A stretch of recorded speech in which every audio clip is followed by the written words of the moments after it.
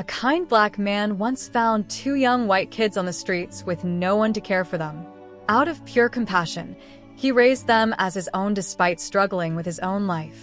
But destiny flipped everything. 20 years later, he himself was on the verge of losing everything, a wrongful life sentence in prison. And shockingly, the very two kids he had once rescued stepped in, and what they did next changed everything forever. He had nothing but a small apartment, a job that barely paid the bills, and a heart that refused to let anyone suffer. On a cold evening, while most people hurried past the corners of the city, he noticed two children sitting on the pavement, shivering under thin rags. They couldn't have been older than 8 or 9. Their eyes were sunken, their faces pale, and it was clear they hadn't eaten in days. People passed them by, as if they were invisible. But for him, it was impossible to look away. He bent down and asked softly, "Where are your parents?" The older boy lowered his head, ashamed to answer. The younger one, tears filling his eyes, whispered, "They left. We have no one." It struck him like a knife to the chest.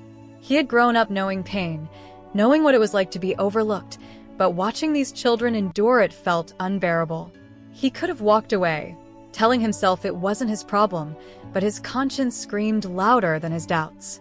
Without another thought, he took off his coat and wrapped it around them. That night, he brought them into his home. His fridge was nearly empty, his cupboards half bare, yet he cooked them the little he had. Some bread, some soup, and milk he had been saving for the next morning.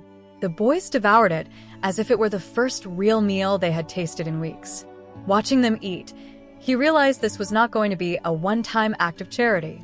This was the beginning of something bigger than himself. Days turned into weeks, weeks into months.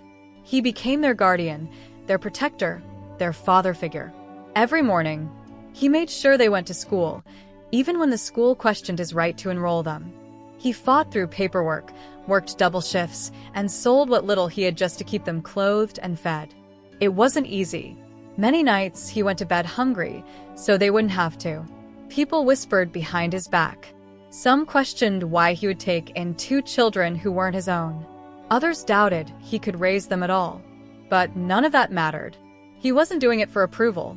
He was doing it because he believed no child deserved to be abandoned to the streets. The children grew attached to him. They started calling him Dad, without him ever asking for it. At first he resisted, saying, "I'm not your father. I'm just someone who cares." But deep down, the warmth in his chest told him otherwise. The truth was, they had become his family. Life, however, did not get easier. Money was always short. Rent piled up. There were days when he thought he wouldn't be able to hold everything together. But then he would see the boys smiling after school, showing him their grades, or hugging him when he returned from work exhausted. In those moments, he knew it was worth every sacrifice. One night, as the rain pounded on the windows and thunder shook the walls, the younger boy asked, "Dad, why did you help us? You didn't know us." He smiled and answered, "Because once, I wish someone had helped me. I can't change my past, but I can change yours." That sentence stayed with them for the rest of their lives. Years passed. The boys grew into young men. They were no longer the fragile, starving kids he had found on the street. They had strength in their bodies, ambition in their eyes, and gratitude carved into their souls. They studied hard, earned scholarships, and worked jobs to help repay the man who had given them everything. But fate is rarely kind to those who give selflessly. Just when life seemed to be finally giving him peace, it struck back with cruelty. One afternoon, while he was walking home from work, police cars swarmed the street. Before he understood what was happening, he was shoved to the ground, handcuffed, and accused of a crime he hadn't committed. A crime so severe that it carried a life sentence. He kept shouting that it was a mistake, that he had nothing to do with it. But no one listened. The system was already against him. The news spread fast. People who once whispered behind his back now shouted openly, calling him guilty without even hearing the evidence. Overnight, he went from being a man who had raised 2 kids out of love to someone society painted as dangerous. The betrayal of fate cut deep. In his cell, He wondered if everything he had done in life was about to be erased in a single stroke. But what he didn't know was that the two boys, now grown men, had not forgotten. They hadn't forgotten the nights he starved so they could eat, the mornings he walked miles so they could go to school, the battles he fought when no one else would stand for them. They remembered every sacrifice, every tear, every act of love. And they were not going to let the man who saved their lives be destroyed by a lie. This was the turning point. The very kids who had once been powerless, abandoned, and voiceless were now strong enough to fight back.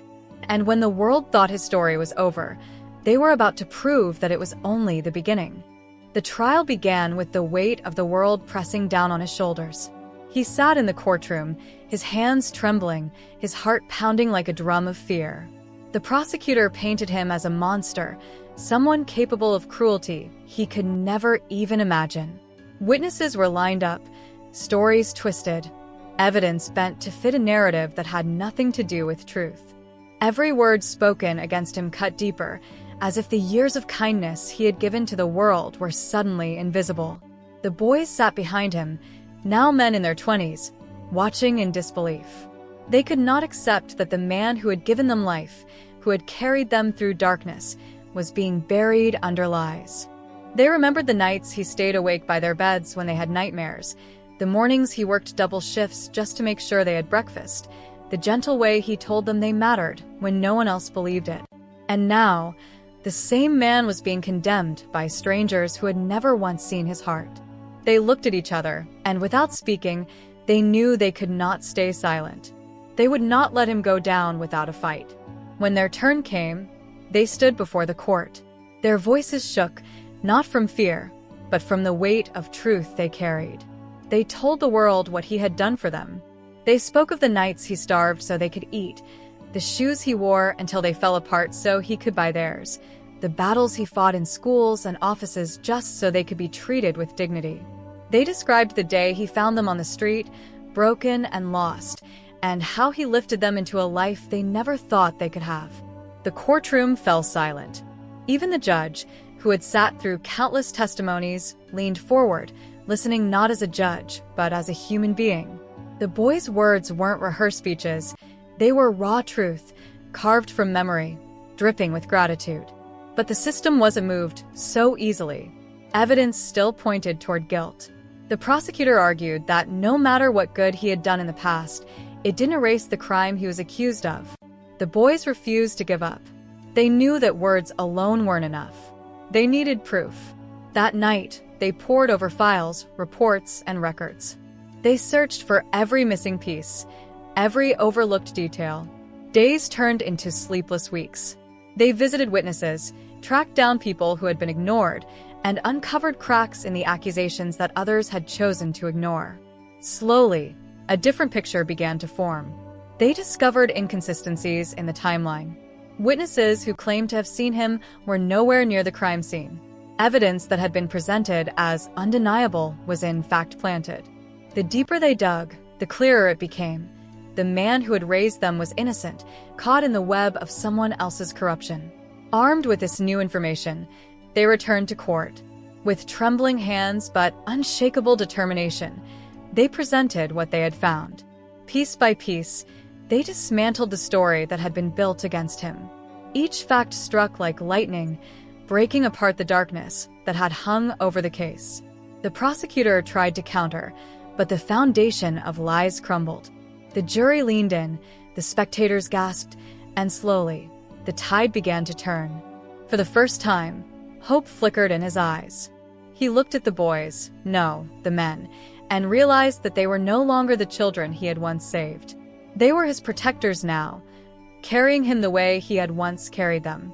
But the fight was not over. Just when victory seemed close, new obstacles appeared. Powerful people who had a stake in keeping him guilty pushed back. They threatened the boys, warning them to stop digging, to let the case end as it was. Fear pressed against them like a storm, but they refused to bend. They had lived through the worst of life already. They knew what abandonment felt like, and they would never abandon the man who had refused to abandon them. Their persistence paid off. A witness finally cracked under pressure and admitted to lying under oath. Another piece of evidence was revealed to have been tampered with. The case that once seemed airtight now looked riddled with holes. And with every revelation, the boys stood taller, their voices stronger. In those tense moments, he watched them with tears in his eyes. 20 years ago, they were fragile, starving children clinging to survival. Now, they were warriors standing in front of him, shielding him from a world that had turned against him. He had given them a home, a chance, a life. And now they were giving him freedom. The courtroom that once felt like a cage now felt like a battlefield. One they were winning. The jury shifted in their seats. The judge frowned at the collapsing arguments, and for the first time, the prosecutor's confidence faltered. The boys pressed on, not just with facts, but with passion. They reminded everyone in that room that justice was not just about rules and papers. It was about humanity, about truth, about the lives saved and the love given. As the trial reached its climax, tension hung in the air like a blade. Every word spoken felt like it could decide a life. The boys stood, side by side, declaring, "This man is not guilty. He is the reason we are alive.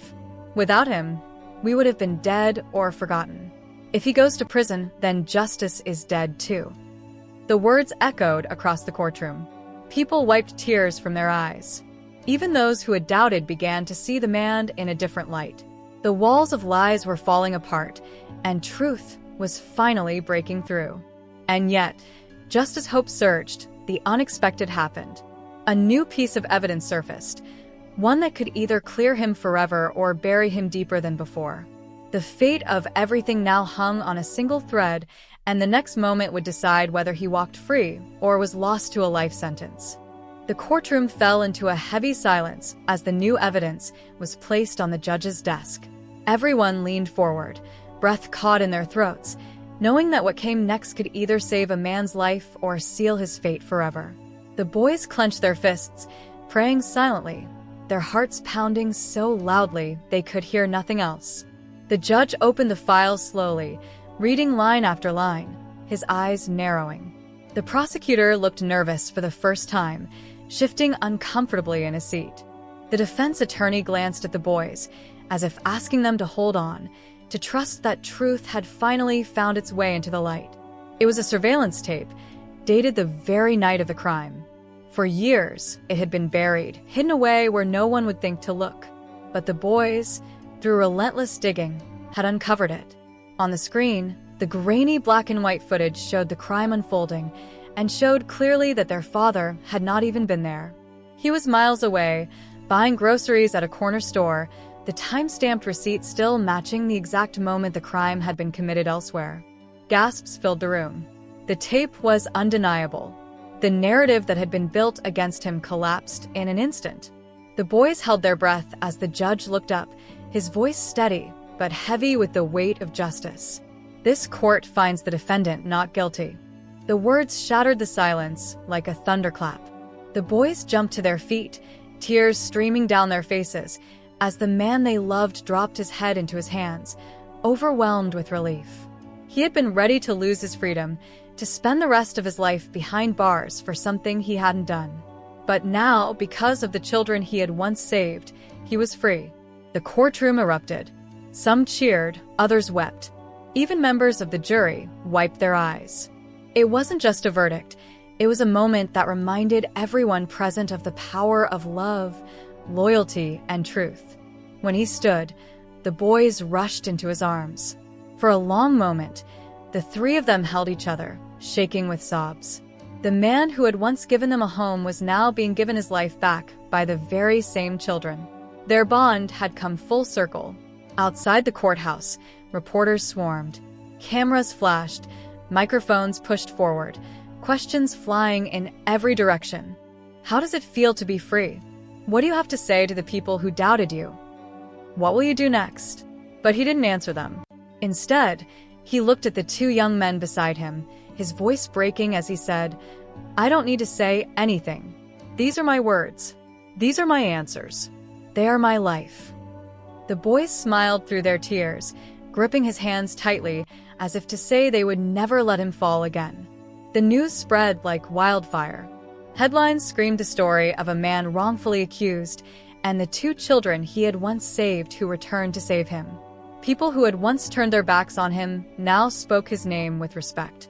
Strangers sent letters, thanking him for proving that kindness can outlast cruelty, that love can break chains stronger than any injustice. Life after freedom was not easy. The scars of prison remained, moments of fear, sleepless nights, memories of cold walls and iron bars. But he was not alone. The boys refused to leave his side. They rebuilt their lives together, brick by brick, with patience and faith. One evening, as they sat around the dinner table, laughter filling the small house, the younger one leaned forward and asked, "Dad, do you ever regret taking us in?" He looked at them, his eyes glistening, and answered without hesitation, "Regret? Never. If I had walked past that night and ignored you, my life would have been empty. You saved me the day I saved you, and you proved it again when the world tried to take me away." The words sank deep into their hearts. They realized that family was not about blood, not about names written on paper, but about choices made with love and sacrifice. Years later, when people spoke of him, they didn't just talk about the man who was once accused. They spoke of the father who saw children where others saw strangers, the man who gave when he had nothing, and the man who was rescued by the very souls he had rescued first. And whenever the boys were asked what gave them the strength to fight against the system, their answer was always the same: because he taught us to never give up. He gave us life. All we did was return the favor. The story became a symbol of hope, passed from one person to another, reminding the world that kindness is never wasted. Sometimes, it returns years later, when you least expect it, but exactly when you need it most. In the end, his life was not defined by the years he almost lost, but by the love he had gained, the family he had created, and the legacy of compassion that would never be forgotten. And for him, freedom was not just walking out of prison. It was sitting at a table, surrounded by the 2 young men who had once been abandoned children, now strong enough to stand beside him. That was freedom. That was victory.